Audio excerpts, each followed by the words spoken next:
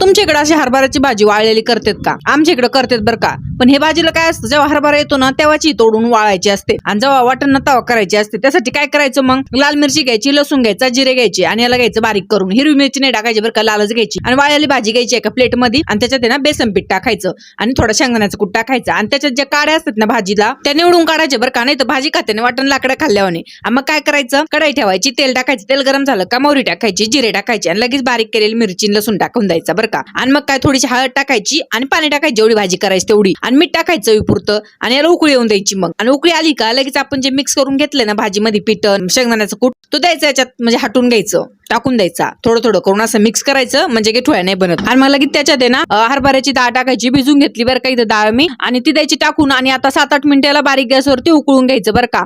आणि मग 7-8 मिनिटं झाले का गॅस बंद करून घ्यायचा. आणि मग इथं आता काय करायचं बरं का, परत फोडणी द्यायची बरं का भाजीला. त्यासाठी काय करायचं, पळीत तेल घ्यायचं, तेल गरम झालं का लसूण टाकायचं त्याच्यामध्ये असे तुकडे करून बरं का. लसूण असा तेलात चांगला तळला का लगेच आपल्या भाजीत चरकण टाकून द्यायचा बरं का. आणि लगेच शेजारी जे आहे ना त्याला पटकन चिमटा घ्यायचा बरं का, भाजीला खूप भारी टेस्ट येते बरं का तसं केल्यावर. असं आमच्या इकडे म्हणतात बरं का. चिमटा घेतला का भाजीला चरका लय भारी बसतो, मग खाताना लयच भारी टेस्ट येते. तुमच्याकडे असं करतात का ते मला कमेंट मध्ये नक्की सांगा बरं का.